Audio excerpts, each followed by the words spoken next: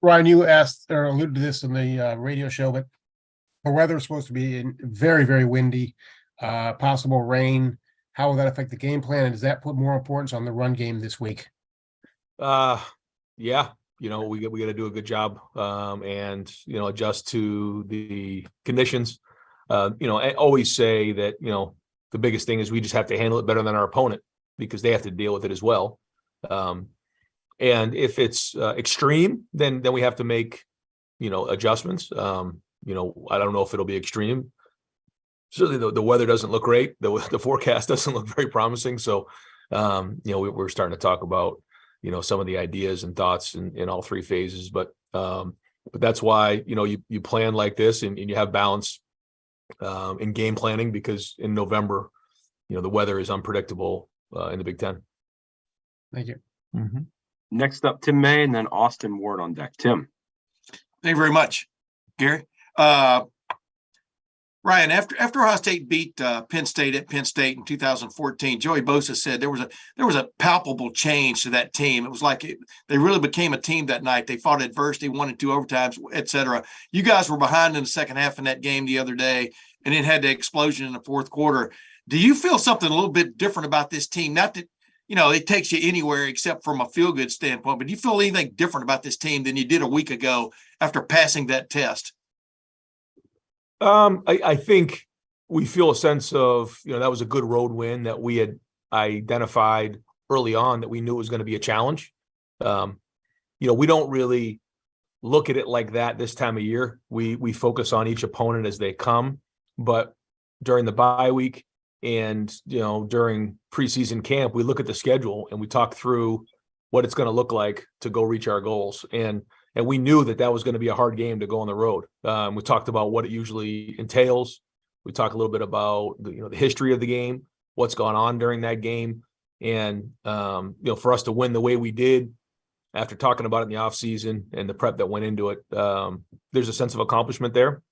But, we haven't reached our goals. We haven't even checked one off yet. So, the focus has been on what practice was going to be like this week. Because you got to be consistent, you got to keep coming because it's about competitive stamina. And going into Northwestern, we've got to continue to get better than we did the week before. And the two things we've been focused on is energy and execution. And we saw that in these last 2 days of practice. So we got to go put another one together here. Thanks, man. Yep. All right. Next up is Austin Ward with Dan Hope on deck. Austin. Ryan, it seems kind of hard to believe that you could get into November and have never had a full strength group of cornerbacks or full strength secondary.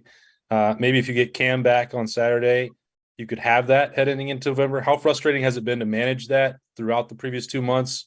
Or how exciting is it maybe that you could have that when it matters more in the weeks ahead?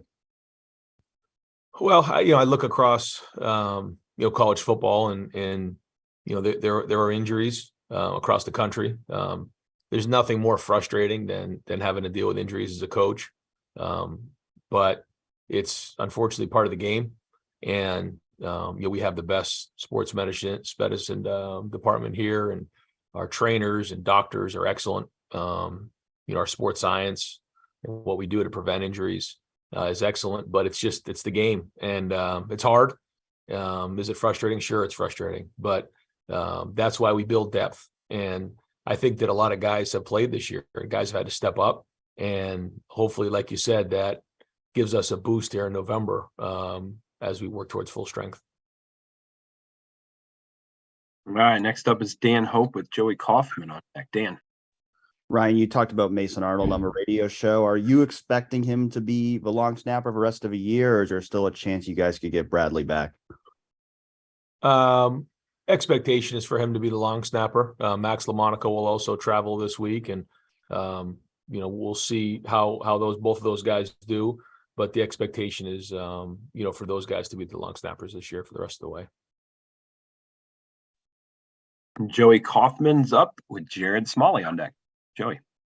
Ryan, as far as the rainy weather goes for this weekend, have you done anything in practice like to drill that, or anything you can do, wet ball drills or anything like that? Yep. So, in terms of the wind, we practice in the wind. It's been very windy the last few weeks here. We've had some really windy days. and we played the game up in East Lansing, and it was right about 22 mile-an-hour winds at times. This one's calling for more than that, so we'll have to adjust. But we practice in that weather. This week, in terms of the water, we do have wet ball drills where we squirt water on the ball before the snap, just to get that feel for it. If you do it too much, the ball starts to get heavy and can affect the quarterback's throwing motion. We don't want to do that, but we do mix it in there, and and then we also practice in the elements so that when days like this come up, that we're able to handle it. Jared Smalley up with Bill Landis on deck. Jared. Hi, Ryan. In talking to Paris and Dewan last night in particular, they sounded very prideful about wanting to reestablish themselves as a dominant run team.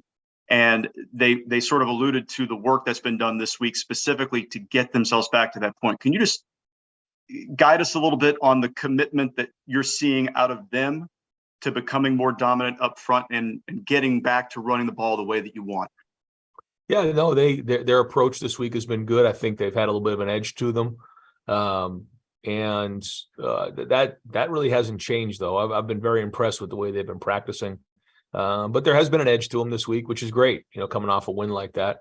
And what does it come down to? Again, it comes down to energy and execution, having the energy to go out there and practice really hard, going out there and executing the plays at a high level. It takes all 5 guys and then some to execute in the run game. And then obviously the running back has to make his read. So a lot that comes with it, but I think it's not only in the run game, but it's also in the pass game. I thought the protection work has been solid this week as well. And that's all you can do is just get back to work and keep pushing.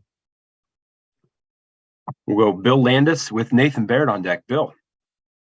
Hey, Ryan, the way that CJ and Marvin were able to kind of sight adjust some of those completions they had against Penn State, is that all on them? How much communication is there from the coaching staff when you're trying to see that stuff? And how much does that speak to the trust between the two of them that they were able to do that?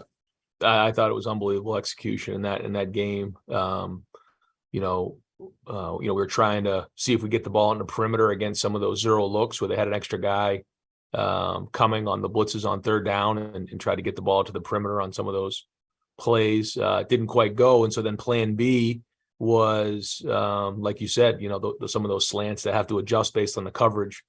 And the way that those guys did that was excellent, especially in that moment to do that and to make those plays.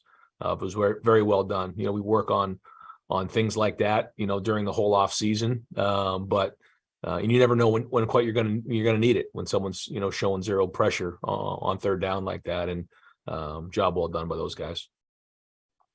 Nathan Baird up with Spencer Holbrook on deck. Nathan. Ryan, I know that sometimes when guys are thinking about being head coaches someday, they start putting together kind of a wish list of guys that they've worked with that they want to have on staff someday. Was Justin Fry somebody who, from your time earlier together, would have been on that list for you? And if so, what was it about your interactions in those years that made you think of him that way?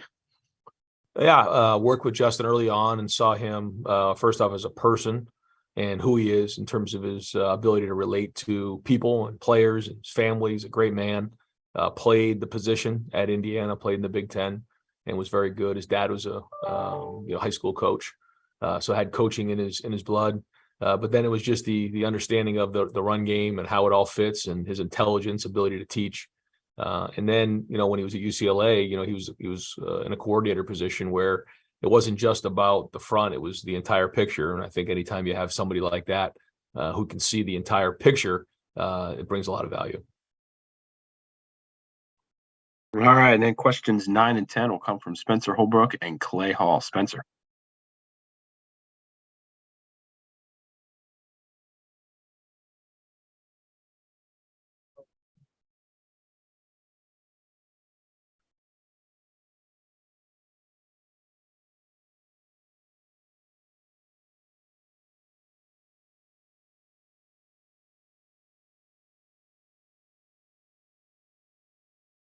Yeah, and like you said, I think he deserves it. He's been playing this way for a few weeks now. Just didn't quite maybe have the number of plays based on the way the games turned out, or just the way that the plays shook out. I mean, he was close on a lot of them.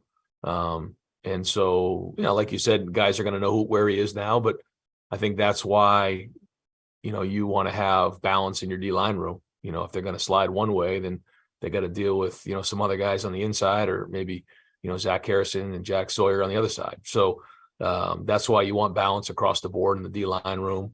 But certainly he did open up a lot of eyes on Saturday. All right, and we'll finish up with Clay Hall. Go ahead, Clay.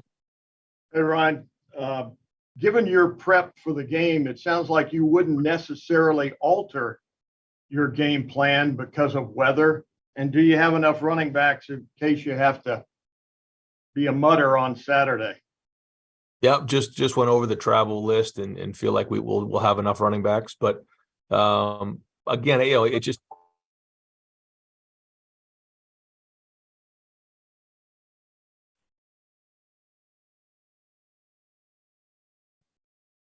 I think we might have lost him.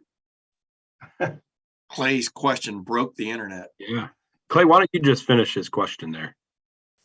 Yeah, right. Well, I guess we got the first part. There you go. Run with it, Clay. Run with it. I'm a little groggy today. I'll get you.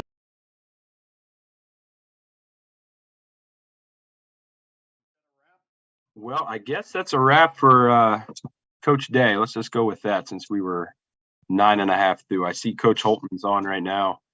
If we want to get started with him. Oh, Jerry says his computer died. There you go. Oh, good. Well, that's a natural. I'm glad it didn't die 10 minutes earlier. That's a natural wrap to the lightning round. So let's go ahead and see Coach Holtman on. We'll go ahead and get started. He's going to preview the Robert Morris season opener.